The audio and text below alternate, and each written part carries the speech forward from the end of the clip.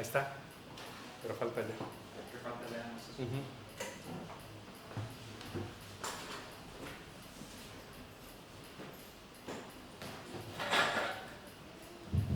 Ahí está.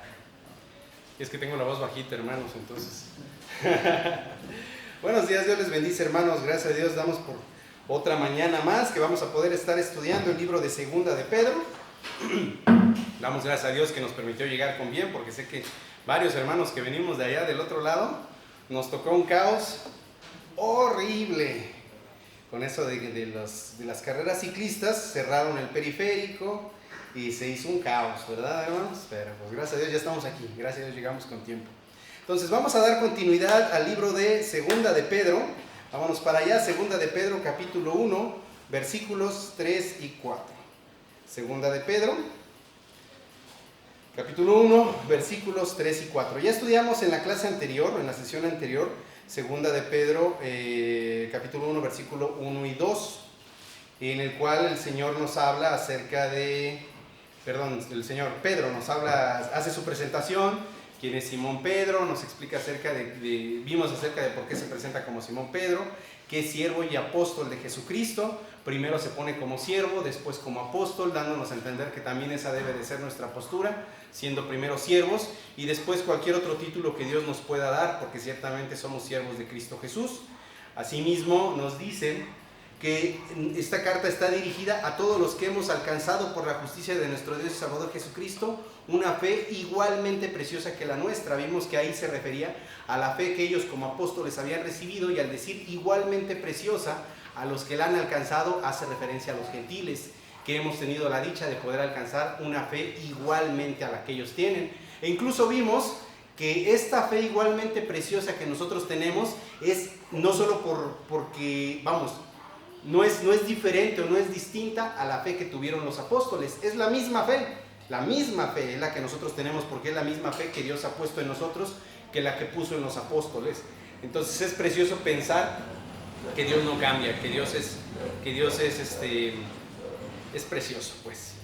Asimismo vimos acerca de gracia y paz sean multiplicadas, que ciertamente están en ese orden porque debe de ser precisamente así. No podemos tener paz si no tenemos la gracia de Dios, que precisamente una persona no puede estar en paz si no tiene la gracia preciosa de Dios.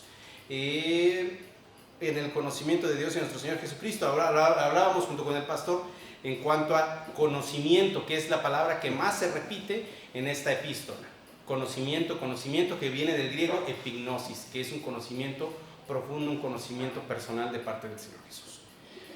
Entonces vamos a continuar en esta mañana dándole lectura al versículo 3 y 4. Me siguen por favor con la mirada, hermanos, hermanas. Dice en la palabra, le voy a dar lectura: como todas las cosas que pertenecen a la vida y a la piedad nos han sido dadas por su divino poder, mediante el conocimiento de aquel que nos llamó por su gloria y excelencia, por medio de las cuales nos ha dado preciosas y grandísimas promesas, para que por ellas llegaseis a ser participantes de la naturaleza divina, habiendo oído de la corrupción que hay en el mundo a causa de la concupiscencia. Bueno, vamos a orar antes de dar comienzo. Padre Santo, le damos gracias, eterno Dios, por la dicha que nos da de poder estar juntos.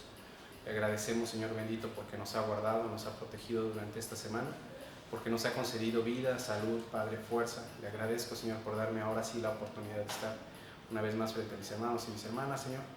Quiera, por favor, usarme según sea su voluntad, Padre, para que se predique únicamente su palabra, y que lo que estudie, Señor, sea conforme a su voluntad, Señor.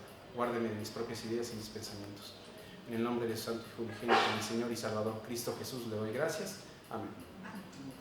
Entonces, bueno, como saben, la semana pasada no pude venir porque me dio un problema por ahí de salud, y me aferré, quería venir, pero definitivamente no pude. Entonces, vamos a continuar, gracias a Dios, a este fin de semana, este domingo, perdón. Entonces, primera parte, Jesús es Dios, es lo que nos está queriendo dar a entender Segunda de Pedro, capítulo 1, versículo 3. Está hablando acerca del poder del Señor, de cómo es que este precioso poder nos ha salvado en primer lugar y después nos da la capacidad para vivir vidas santas. ¿Ok? Si ustedes prestan atención, Segunda de Pedro 1.3 dice: como todas las cosas que pertenecen a la vida y a la piedad. Viene en ese orden. Así como estudiamos gracia y paz, aquí es algo similar. Primero viene vida y después viene piedad. ¿Por qué? Porque nos es necesario primeramente tener vida. Y la vida la tenemos por medio del Evangelio de Cristo Jesús. Porque estábamos muertos en delitos y pecados y hemos venido a vida. No podemos ser realmente piadosos a menos que tengamos vida. Por eso está en ese orden. Una vez más, es hermoso cómo el Señor hace las cosas o las escribe, ¿no? Hasta en esos pequeños detalles nos damos cuenta de que el Señor nos enseña claramente. Entonces, primero debemos de tener vida. Y esta vida nos la da, como nos dice en el versículo, por medio de su divino poder. Cristo Jesús es el Dios poderoso, el Dios todopoderoso. Eso lo sabemos. Ahora, Él nos ha resucitado, Él nos ha traído de muerte a vida. Y cuando dice todas las cosas que pertenecen a la vida, incluye todo lo que el Señor Jesucristo ha hecho por nosotros. Él mismo es la vida, Él mismo es el dador de la vida. Entonces, Él nos da esta vida preciosa, pero también incluye dentro de esta misma porción de vida el ministerio que Él está ejecutando en nosotros, lo cual por medio de su Santo Espíritu nos hace santos. ¿Vale? Cuando dice piedad, nos habla acerca de que Él es el Dios generoso. Eso significa ser piadoso, ser generoso. Ahora, cuando nosotros pensamos en piedad, cuando leemos muchas veces en nuestras oraciones decimos: Dios, apiádate de mí, ten piedad de mí, sé generoso conmigo, pues, escucha mi clamor, compadécete de mí, por favor. Entonces, en ese mismo sentido, nosotros debiésemos de ser para con los demás una vez que hemos sido salvos. Ser piadosos, ser generosos, compadecernos de los demás. Y una vez más, regreso a lo mismo, ¿no? No se trata de decirles: hermanos, las obras no sirven, etc. No, sí sirven, ya sabemos que sí sirven. Pero la mayor piedad y la mayor generosidad que nosotros podemos tener hacia una persona que no conoce a Cristo es hablarle de Cristo.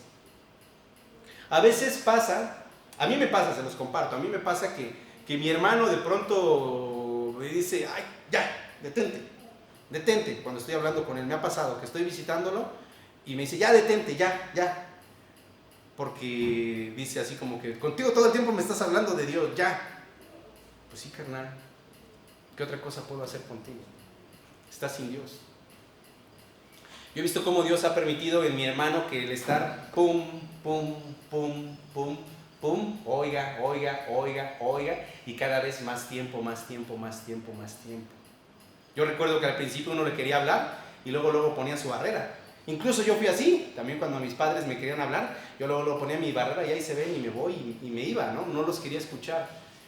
Pero ciertamente la mayor misericordia o piedad que nosotros podemos tener hacia una persona es predicarles el Evangelio, hablarles de Cristo. No importa que digan: ya basta. Bueno, ya basta por ahorita, pero al rato nos volveremos a ver las caras, ¿no? Volveremos a encontrarnos. Ahora, eso es por el cariño que nosotros podemos tener, el amor que podemos tener hacia una persona. Eso nos da paso a ser piadosos también en otros aspectos de la vida, como si vemos que un hermano, una hermana, una persona está en necesidad, pues hay que darles. A veces es necesario, vamos a pensarlo así: si con una comida tengo la oportunidad de hablarte de Dios, vamos a hacer eso. Si por comprarte un refresco tengo la oportunidad de hablarte de Dios, vamos a gastar en eso. Hay que ser piadosos también en ese sentido. Y en apoyarles si tienen alguna necesidad física. Entonces, ciertamente por el divino poder de Dios hemos pasado a ser piadosos o generosos como Él, que es generoso. Ahora, cuando leemos en la palabra que dice como todas las cosas que pertenecen a la vida y a la piedad nos han sido dadas. Dadas proviene de la palabra, es una palabra que significa también concedido y viene del griego doreomai. Y significa literalmente dadas gratuitamente. En un tiempo pasado perfecto, que significa que una vez que ha sido dado, ya se queda, permanece. Entonces es una posesión del individuo para siempre. ¿Qué es para siempre? La vida y la piedad. ¿Vale? Como les decía, en cuanto al divino poder, viene del griego, déjenme aquí lo tenía, dunamis, exactamente, de dunamis. Y ya hemos visto esta palabra en el pasado. Poder viene del griego dunamis, de donde proviene la palabra dínamo, que utilizamos ahora, por ejemplo, para motores, pero también dinamita. ¿Vale? La dinamita es un elemento, un artefacto, llamémosle, de pólvora, ya lo sabemos, que se utilizó mucho en el siglo pasado, que lo utilizaban para cavar minas, incluso yo pienso que todavía se sigue utilizando, y precisamente se utilizaba para reventar la piedra, destruir todo, ¡pum!, para no tener que estar pique. Entonces tiene un poder explosivo tremendo la dinamita. Y cuando habla aquí acerca del dínamo, del dunamis de Dios, habla acerca de una fuerza, de un poder, de un golpe tremendo. Y esto es verdad, nosotros lo sabemos, que cuando el Señor llegó a nuestra vida, el poder que hemos recibido de parte de Él es ¡pum!, tremendo, transformó nuestra vida, destruyó todo lo que éramos y nos ha convertido en nuevas criaturas. Entonces, ciertamente tener eso presente y entender que por medio de este poder tan precioso el Señor nos ha hecho santos, nos ha dado santidad, nos ha permitido ser santos por medio de este poder. Entonces no tenemos cabida a dudar. Regreso a lo mismo, a como hemos platicado en el pasado. Si nosotros tenemos la duda acerca de soy salvo, no soy salvo, no lo sé, es que estoy y no ves ningún cambio en tu vida, desde que, como les he dicho en el pasado, yo les invito a que mediten en su vida cuando ustedes realmente conocieron al Señor Jesús. Cada uno de nosotros tenemos una idea vaga o tal vez muy firme de cuando conocieron realmente al Señor Jesús y meditan en cómo era su vida y meditan en cómo es su vida ahora. Si meditamos en cómo es nuestra vida ahora, ciertamente el dunamis del Señor vino y destruyó todo lo que éramos y nos ha transformado en un nuevo individuo con su poder. Entonces eso lo sabemos, nosotros lo sabemos, que ha sido tremendo lo que el Señor ha hecho en nosotros. Ahora continuamos leyendo cuando dice, como todas las cosas que pertenecen a la vida y a la piedad nos han sido dadas por su divino poder mediante el conocimiento. Conocimiento, regresamos a la palabra que habíamos, lo que les dije hace un momento, de epignosis, que significa un superconocimiento. Únicamente lo podemos obtener mediante el superconocimiento de Cristo Jesús, que es mediante el conocimiento de su persona a un nivel personal, a una relación personal de Cristo Jesús. Hemos sabido que la única manera, como lo hemos platicado, es mediante el escudriñar la palabra, mediante la oración. Y la única manera en la que podemos crecer espiritualmente y ser más piadosos es mediante el conocimiento de Cristo Jesús. Ahora bien,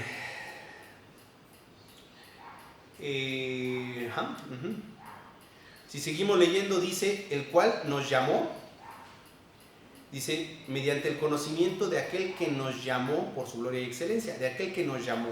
Ciertamente en la parte de llamó, yo así lo estudié, es una parte que vemos a Pedro que menciona muy recurrentemente, tanto en la primera epístola como en esta epístola. Si vamos a la Biblia, vamos a ver primera de Pedro 2.9, vayan apuntándole, son 5 en este caso. Primera de Pedro 2.9, vamos a leer, primera de Pedro 2.9, dice, primera de Pedro 2.9, mas vosotros sois linaje escogido, real sacerdocio, nación santa, pueblo adquirido por Dios para que anunciéis las virtudes de aquel que os llamó de las tinieblas a su luz admirable. ¿Qué hizo? Nos llamó de las tinieblas a su maravillosa, a su luz admirable. Luego, en primera de Pedro 3.9 dice, no devolviendo mal por mal ni maldición por maldición, sino por el contrario, bendiciendo, sabiendo que fuisteis llamados para que heredaseis bendición. Entonces, primero, hemos sido llamados para salir de las tinieblas a la luz admirable. Luego, hemos sido llamados para devolver bien, para que heredásemos bendición. ¿Sale? Luego, en primera de Pedro, ahí se me mezcló, ahí me falló el versículo, porque tengo el mismo versículo, primera de Pedro 3.9, pero dice, para devolver bien por mal. No, sí, aquí mismo, miren, no devolviendo mal por mal. Exacto, en el 9 dice, no devolviendo mal por mal, ni maldición por maldición. Entonces hemos sido llamados para no devolver mal por mal, sino bendición por bendición. Hemos sido llamados para heredar bendición. También hemos sido llamados, como les dije, para pasar de las tinieblas a la luz. En el cuarto, en 1 de Pedro 5.10, dice, mas el Dios de toda gracia, que nos llamó a su gloria eterna en Jesucristo, después que hayáis padecido un poco tiempo, Él mismo os perfeccione, afirme, fortalezca y establezca. En esta parte nos ha llamado a su gloria eterna. Y finalmente el que estamos estudiando ahorita, el de 2 de Pedro 1.3, que dice, como todas las cosas que pertenecen a la vida y a la piedad, nos han sido dadas por su divino poder, mediante el conocimiento de aquel que nos llamó por su gloria y excelencia.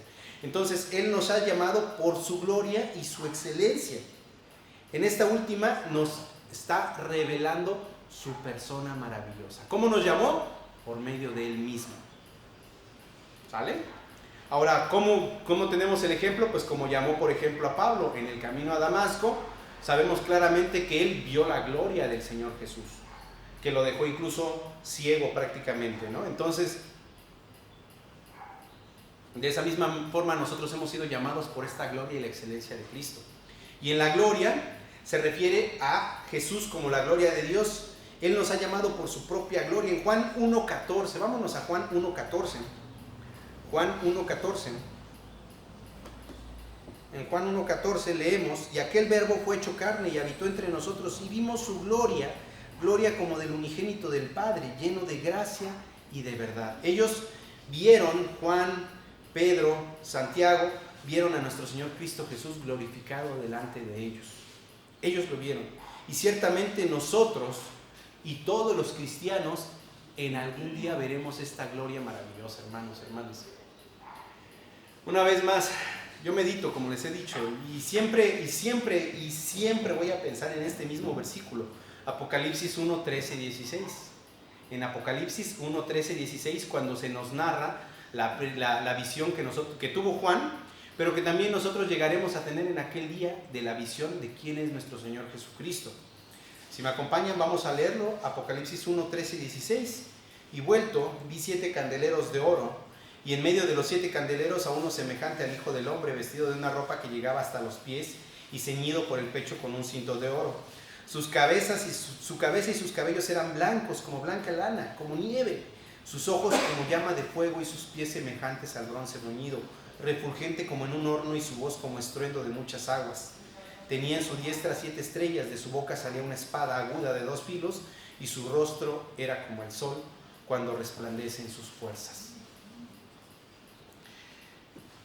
A veces, quizá puede llegar a sucedernos que pensemos, o al menos puede llegar a pasar, que creamos que esta va a ser solo la apariencia que va a tener para nosotros en el momento en el que le conozcamos.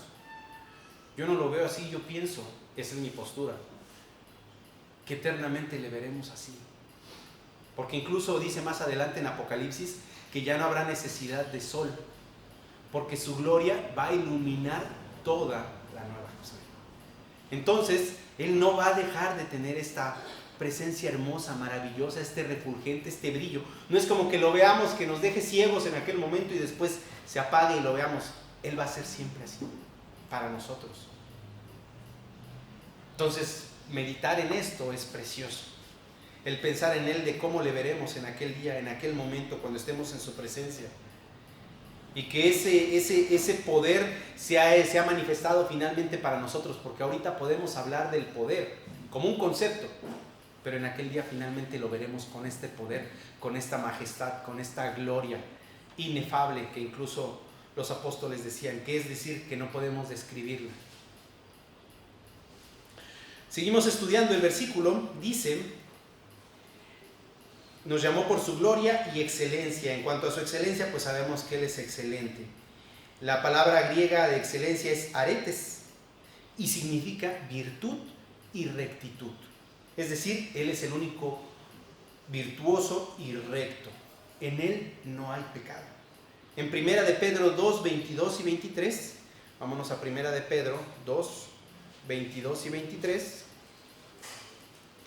dice: el cual no hizo pecado, ni se halló engaño en su boca, quien cuando le maldecía no respondía con maldición, cuando padecía no amenazaba, sino encomendaba la causa al que juzga justamente.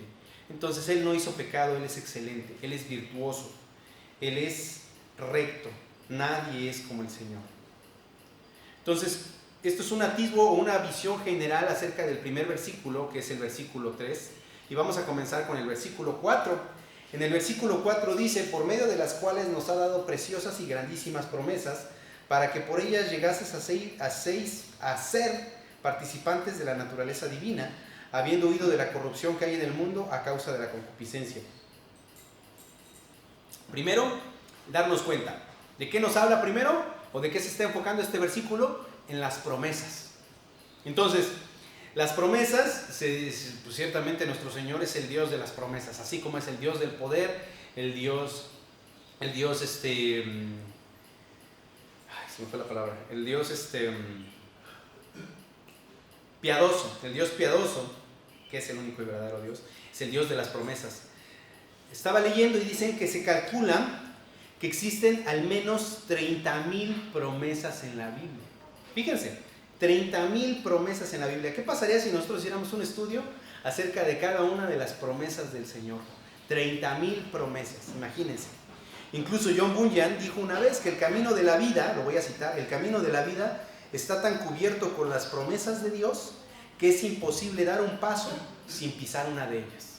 Entonces, precioso, precioso cuando meditamos en las promesas del Señor, nuestro Dios. Entonces, una vez más, vemos a Pedro. ¿Cómo identificamos que es Pedro? Por la palabra preciosas.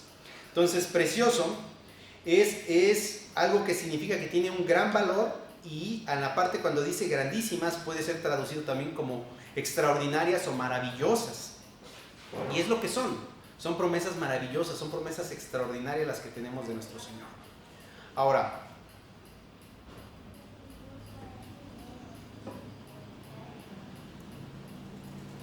como les decía, proviene de la palabra entimos, que es muy apreciado, muy querido. Vamos a pasar a ver cuáles son algunas de estas promesas. Nada más destaqué 7. Vamos a verlas, donde Pedro, una vez más Pedro, estamos basándonos en Pedro, está hablando acerca de 7 promesas, donde la última de estas 7 cosas preciosas, o de estas 7 promesas, vamos a ver cuáles son, que es la última. Ahorita vamos a ver. Vamos a ver la primera. Primera de Pedro 1:7. Primera de Pedro 1:7 dice: para que sometida a prueba vuestra fe, mucho más preciosa que el oro, el cual, aunque perecedero, se prueba con fuego, sea hallada en alabanza, gloria y honra cuando sea manifestado Jesucristo. Entonces, ¿qué es lo primero? Que nuestra fe es más preciosa que el oro. Ay, dije promesas, perdón, hermanos, con razón decía, algo aquí no me cuadra. Es la palabra precioso. Estamos viendo las palabras precioso. Ahorita vamos a pasar a las promesas, pero vamos a ver primero la palabra precioso. Aquí, ¿qué es precioso? Nuestra fe. Nuestra fe es más preciosa que el oro, ¿sale? Entonces, ahí cámbienle, no es promesa, es preciosa. Entonces, es más preciosa que el oro. Luego, la sangre de Cristo. Primera de Pedro 1:19. Primera de Pedro 1:19. Sino con la sangre preciosa de Cristo, como de un cordero sin mancha y sin contaminación. Entonces, la sangre de Cristo es preciosa. Un alto valor, un valor muy apreciado, muy querido, muy valioso. Tercero, Primera de Pedro 2:4. Acercándonos a él, piedra viva desechada ciertamente por los hombres, mas para Dios escogida y preciosa. Entonces, Cristo es la piedra viva. Él es precioso a los ojos de Dios y ciertamente también es precioso para nosotros. Quinto, Primera de Pedro 2:7. Primera de Pedro 2:7. Para vosotros, pues, los que creéis, Él es precioso, pero para los que no creen, la piedra que los edificadores desecharon ha venido a ser la cabeza del ángulo. Entonces, incluso me adelanté.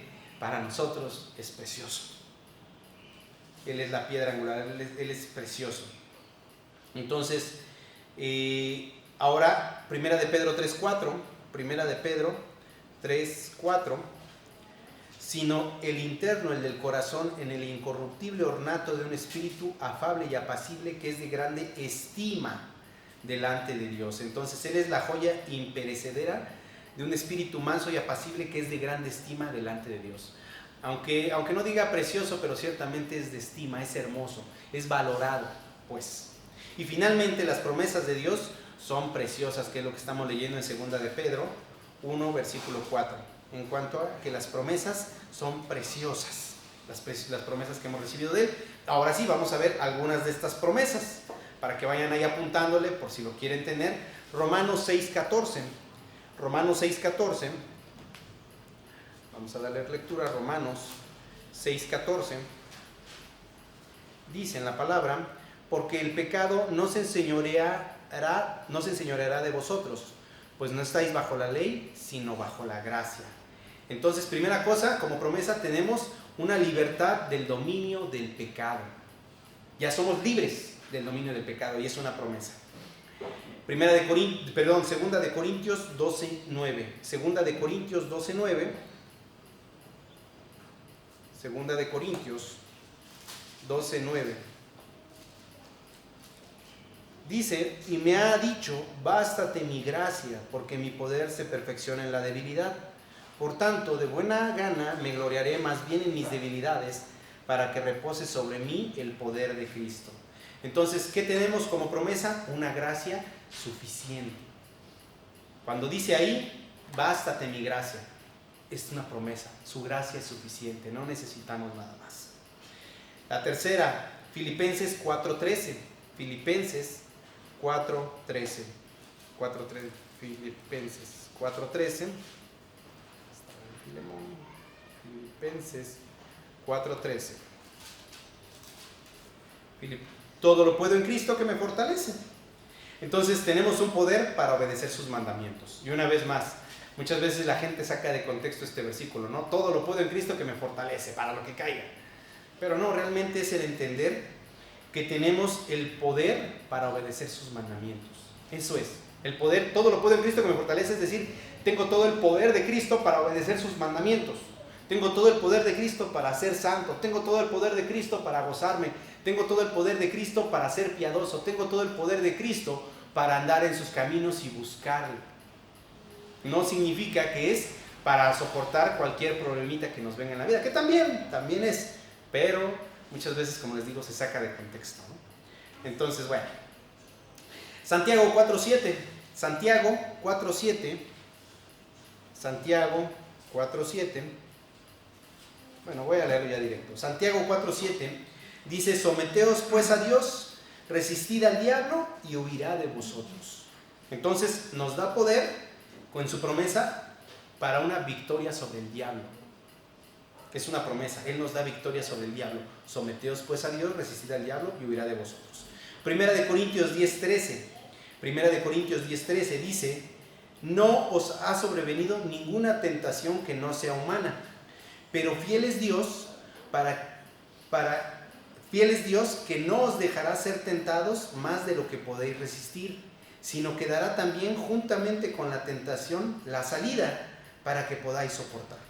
Entonces nos da un camino de salida cuando somos tentados. Esa es otra promesa. Y eso es verdad, hermanos, hermanas. Cuando estamos siendo tentados por causa de nuestra concupiscencia, siempre Dios nos da un camino de salida.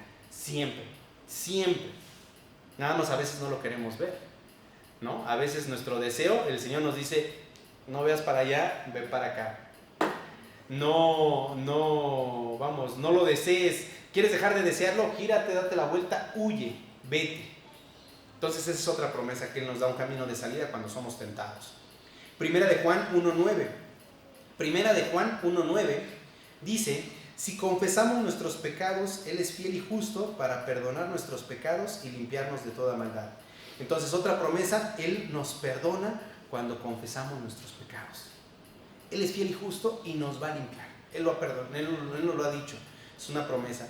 Jeremías 31:34, bueno, dice, y no enseñará más a ninguno a su prójimo, ni ninguno a su hermano, diciendo, conoce a Jehová, porque todos me conocerán, desde el más pequeño de ellos hasta el más grande, dice Jehová, porque perdonaré la maldad de ellos y no me acordaré más de su pecado. Jeremías 31:34 habla acerca del olvido. Dice, no me acordaré más de su pecado. Él nos ha prometido eso. Y viene a flote de lo que estudiamos la clase anterior, bueno, el miércoles antepasado, que hablábamos que veíamos acerca de que debemos de venir y arrepentirnos y confesar nuestros pecados para poder estar en comunión con Dios, y que una vez que Él ha dicho, yo lo voy a perdonar y lo voy a olvidar, Él lo ha perdonado y Él lo ha olvidado, y no debemos de dudar y decir, Señor, es que no sé si me perdonaste y otra vez vengo y otra vez voy a confesar el mismo pecado. No, Él ya lo olvidó, ya no hay necesidad. Pero siempre y cuando nosotros realmente estemos diciéndolo con un arrepentimiento verdadero. Cuando realmente nos arrepentimos y realmente le creemos a Dios, realmente hemos entendido que Él nos ha perdonado y ha olvidado ese pecado. ¿Ok? Juan 6:37, la octava, Juan 6:37, dice: todo lo que el Padre me da vendrá a mí, y el que a mí viene no le echo fuera. Ahí tenemos una promesa de seguridad. Él nos asegura que si nosotros venimos a Él, Él no nos va a echar fuera. Entonces estamos seguros, estamos protegidos en Él y por Él. Mateo 11:28, venid a mí todos los que estéis trabajados y cargados, y yo os haré descansar. Entonces, el descanso de la redención. Él nos hace descansar, nos hace estar tranquilos. Primera de Juan 5:12. Esa fue Mateo 11:29. Seguimos, no miento. Mateo 11:28 y 11:29, que es el 10º, dice: llevad mi yugo sobre vosotros y aprended de mí, que soy manso y humilde de corazón, y hallaréis descanso para vuestras almas. Entonces, un descanso para nuestra vida, para nuestro corazón, para nuestra alma. ¿Vale? Primera de Juan 5:12. Primera de Juan 5:12. El que tiene al Hijo tiene la vida. El que no tiene al Hijo de Dios no tiene la vida. Entonces, una promesa más, que si tenemos al Hijo, tenemos vida eterna. Y finalmente, nada más elegí 12, primera y nada más. Primera de Tesalonicenses, pues es que si pensamos en 30,000 que son, entonces son poquitas. Primera de Tesalonicenses 4:13 al 18. Primera de Tesalonicenses 4:13 al 18. Esta es una promesa que ha ciertamente limpiado los ojos de millares de creyentes, de millares de creyentes al encontrarse tristes ante una situación de muerte o de fallecimiento de alguno de sus seres queridos que haya sido creyente. Tampoco queremos, le voy a dar lectura rápido, Primera de Tesalonicenses 4:13 al 18.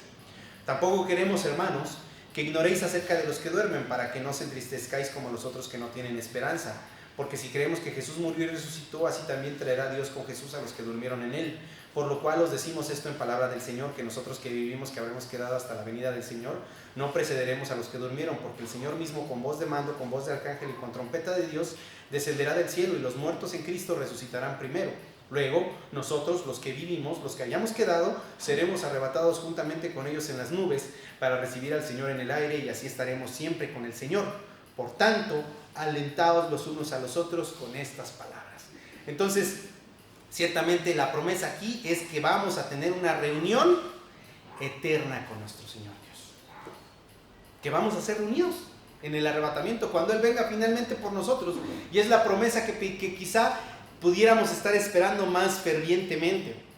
La venida del Señor, el arrebatamiento del Señor, que nos va a llevar. Cuando yo pienso en pasar por la muerte, digo: ay no, Señor, ojalá vengas antes, Señor, antes de que muera, porque no quiero que me duela, no sabemos, ¿no? Pero si nos toca, pues nos va a tocar. Pero tenemos esa preciosa promesa, ¿no? Que vamos a ser resucitados, que vamos a estar en gloria, que vamos a verle, que vamos a ver su gloria, que vamos a estar en su majestad, que vamos a estar tranquilos, que vamos a estar en paz. Incluso ya ahorita ya vivimos parte de esto, pero en aquel entonces vamos a tener esta gloria y esta paz eterna en su presencia. Entonces vamos a seguir leyendo el versículo. Dice, por medio de las cuales nos ha dado preciosas y grandísimas promesas, las cuales ya vimos, para que por ellas llegases a ser participantes de la naturaleza divina. Ser participantes de la naturaleza divina. Pedro llama nuestra atención a que Jesús es el Dios que hace a cada creyente partícipe de la naturaleza divina. ¿Y cómo es que nos ha hecho partícipe de la naturaleza divina? Pues claro, por medio de la regeneración, por medio de habernos regenerado, por medio de habernos dado el nuevo nacimiento. Como en Juan 3, no le voy a dar lectura, pero sabemos claramente que Juan 3 es una porción en la que el Nicodemo viene delante del Señor y le dice que cómo puede estar en el reino de Dios. Entonces el Señor Jesús le dijo: bueno, debes de nacer primeramente, debes de tener el nuevo nacimiento. Y ciertamente cuando nosotros hemos nacido de nuevo, pasamos a ser familia, de la familia de Dios. Venimos a tener vida y venimos a ser participantes de esta vida eterna.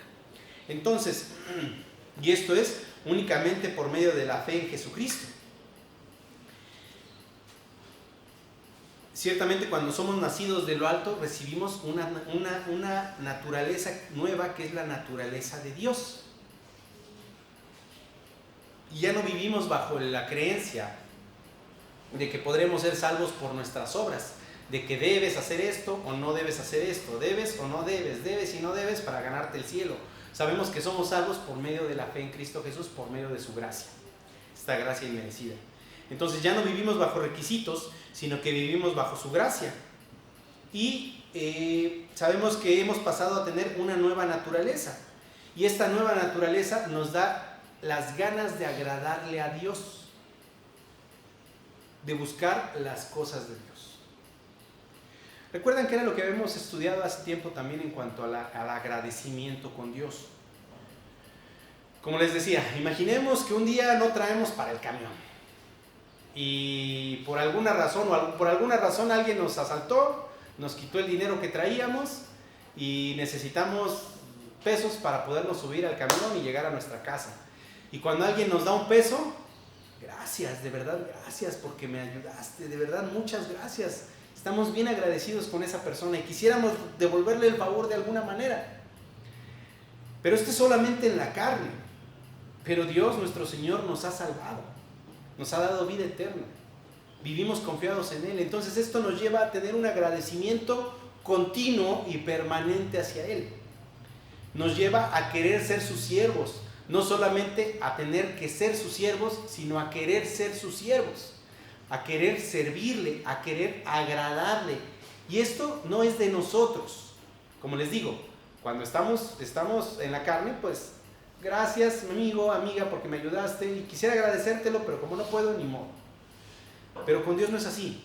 Cuando recibimos la nueva naturaleza, la naturaleza divina, tenemos este deseo de agradarle continuamente, constantemente.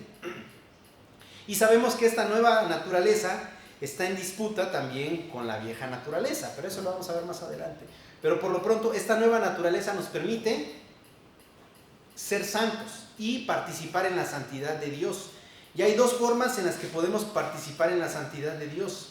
Una es por medio de la disciplina de Dios y otra es por medio de las promesas de Dios. Una por medio de la disciplina de Dios y la otra por medio de las promesas de Dios. ¿Qué significa esto? Dios nos ha salvado, Dios nos ha hecho santos, Dios nos ha llamado a ser santos, Dios nos ha llamado a servirle. Y nos dice, tienes dos formas de venir a mí. Una es entendiendo todas las promesas que yo te he hecho y en agradecimiento venir a mí y servirme y agradecerme y darme la gloria. Pero si no quieres, aquí entra la disciplina. Y si estás haciendo las cosas mal, aquí entra la disciplina para que vengas, porque eres mío, porque tienes que venir. No es opcional, no es de si quieres, es de que tienes que venir y vas a venir. Ese es Dios. Entonces, por medio de la disciplina de Dios, vamos a leer Hebreos 12:10. En Hebreos 12:10, Hebreos 12:10, dice en la palabra, y aquellos ciertamente por pocos días nos disciplinaban. Habla acerca de nuestros padres, como a ellos les parecía. Pero ¿quién es este? Dios. Para lo que nos es provechoso, para que participemos de su santidad. Entonces nos disciplina para que participemos de su santidad, para que vengamos a Él. Y yo estoy seguro, hermano, hermana, que cuando usted ha sido disciplinado, tiene dos opciones: huir de Dios, alejarse de Dios, levantar la mano en contra de Dios y decir, Dios, ¿por qué a mí? ¿Por qué me lo hiciste? O simplemente, si Dios ha tenido misericordia de usted y le ha permitido el conocerle, pues gloria a usted, Señor. Usted sabe por qué estoy pasando por esto. Recibiré solo lo bueno y lo malo, ¿no? Gloria a usted, Señor. Entonces, la disciplina nos lleva a ser santos, a participar de la santidad de Dios, en esta nueva naturaleza divina que tenemos. Y la otra, como ya vimos, por medio de las promesas. Vimos nada más 12 de ellas, pero pues hay más de 30,000 promesas. Entonces, cuando hemos sido disciplinados y vemos que el Señor nos jaló el cabello, nos jaló las orejas y nos dijo, ven y siéntate y ven y haz. Y después vemos, sí Señor, pero como regañado de pronto veo y volteo y veo todo lo hermoso y todo lo precioso que usted es y todas las promesas que me ha dado y toda la paz y toda la tranquilidad, pues no hay más en mí que brote más que agradecimiento y ganas de estar con usted y de ser como usted, que sé que es lo que nos sucede. Entonces, demos gloria a Dios por ello. Entonces, buscaremos ser semejantes a Él porque Él es santo. Ciertamente en este momento no estamos como el Señor Jesús, pero llegaremos a esa santidad de estar como Él, ¿no? En su presencia. Sé que seremos como Él en un aspecto de santidad, pero jamás seremos como Él, porque Él es Dios. Jamás seremos como Él, porque Él es Dios. ¿Ok? Entonces vamos a continuar estudiando el versículo. Ya vimos esta parte y vamos a entrar exactamente a la última porción de 1 de Pedro 1:4, donde dice, habiendo huido de la corrupción que hay en el mundo a causa de la concupiscencia. Ahora, aquí Pedro afirma que Jesús es el Dios que libra al creyente de la corrupción que está en el mundo por concupiscencia. Concupiscencia, acuérdense, concupiscencia significa deseo, ¿ok? Entonces, nosotros por naturaleza somos inclinados a pecar, pero cuando nos rendimos a Cristo, Él nos capacita para vencer todas las tentaciones que haya, por medio de su poder precioso, que es este poder corrupto, este deseo corrupto. Y hemos recibido la nueva naturaleza divina.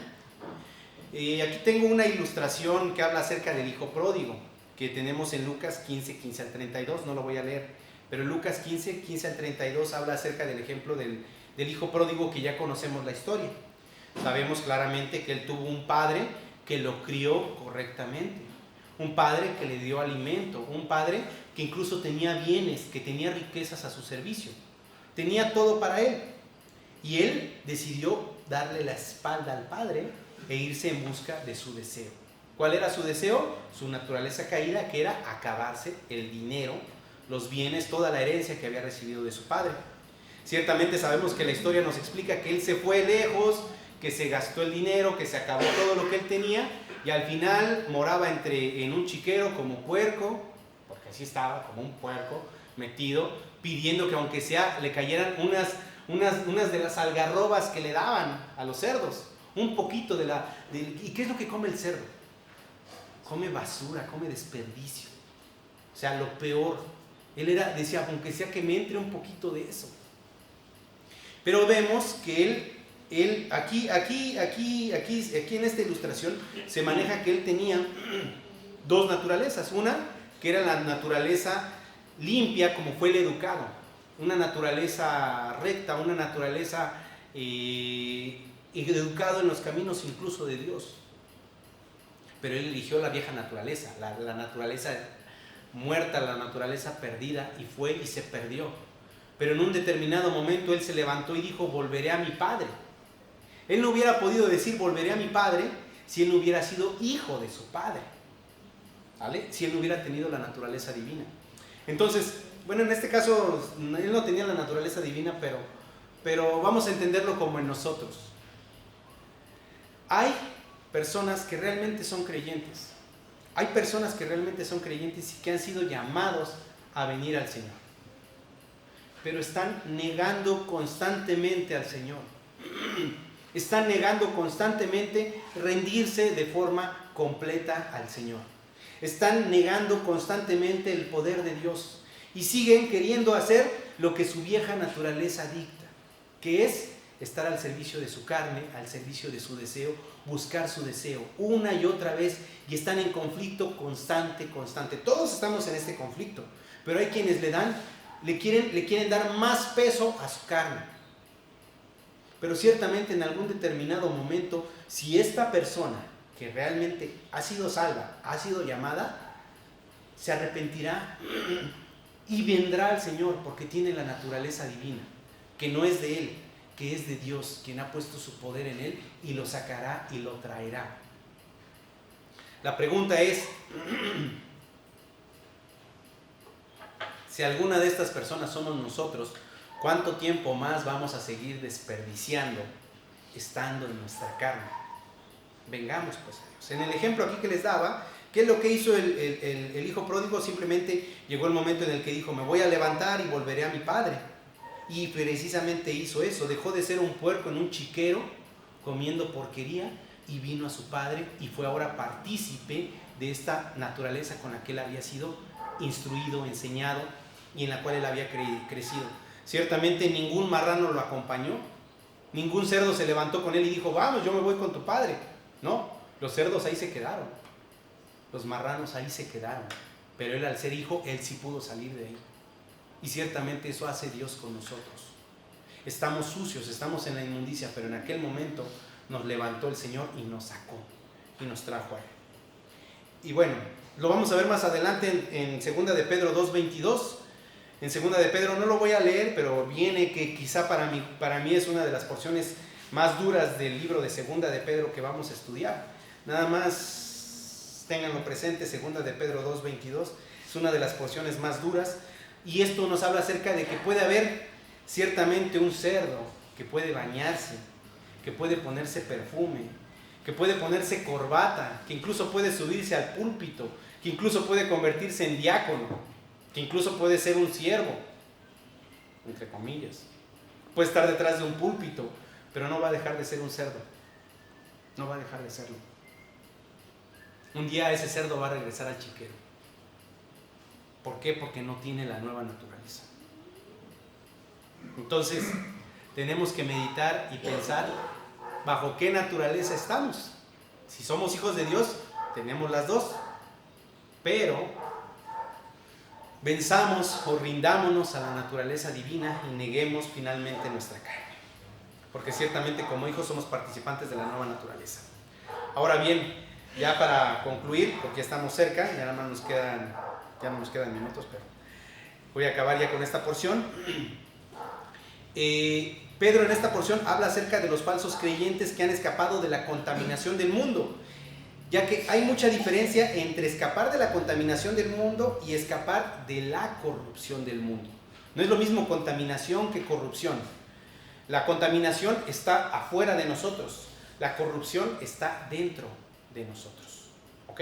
Entonces, cuando nosotros hemos sido salvados, hemos sido transformados y la corrupción por causa de concupiscencia ha sido echada afuera. Aquí vemos que una persona que es un falso creyente, lo único que hace es escapar de la contaminación que hay afuera del mundo. ¿Cómo lo sabemos? Lo vemos hoy día, los domingos. Normalmente lo vemos los domingos. Voy a tomar como ejemplo la religión tradicional, que incluso yo me acuerdo que así era cuando yo era niño y que yo fui instruido en ella. Pero uno llegaba al templo y lo primero que hacían era ir a la pila esta de piedra que se encontraba al centro o en una orilla donde había agua bendita y uno mojaba sus dedos en el agua bendita y ya se pasaba aquí y listo, ya estás bendecido, ¿sale? Y luego entraba uno y era partícipe durante una hora de algo que se hablaba, de algo que se decía, de unos cantos que se daban, de un ritual ahí completo. Y uno ahí se podía acercar con la persona, es la persona más piadosa, la persona más santa, la persona más pulcra, pero sale de ahí y sigue siendo el mismo puerco. Y digo, puse el ejemplo de ellos, pero tristemente eso mismo pasa en cualquier religión. Incluso entre los bautistas puede pasar, o pasa.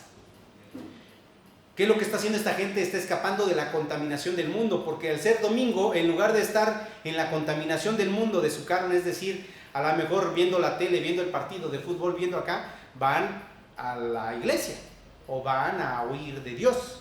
Están escapando de la contaminación, pero regresan a la misma contaminación en cuanto se termina. No hay ningún cambio, no hay ninguna transformación en ellos. Pero el escapar realmente de la corrupción del mundo solamente Dios nos la da, donde Dios nos permite que dejemos de ser corruptos, que está dentro de nosotros, donde Dios nos transforma y nos quita esta porquería, esta suciedad bajo la cual vivíamos. ¿Ok? Entonces, con esa porción, ciertamente podemos entender que todos los que hemos recibido a Cristo somos hijos de Dios y tenemos la nueva naturaleza de Dios. Podemos entender entonces que ciertamente el Espíritu Santo nos revela las promesas, las verdades que son preciosas. ¿Qué fue lo que estudiamos? Bueno, estudiamos acerca de las promesas de Dios, que son hermosas, que ciertamente Él es poderoso, que Él es piadoso, que debemos de tener primeramente vida para poder ser piadosos, generosos con otros. Poder tener esta nueva naturaleza, la cual nos va a poder hacer santos, y que tenemos la oportunidad de ser santos mediante el entendimiento de sus promesas. Pero si no entendemos, para eso viene la disciplina, para disciplinarnos, transformarnos, entender y una vez más hacer partícipes y hacer nuestras estas promesas y vivir bajo ellas. ¿Ok?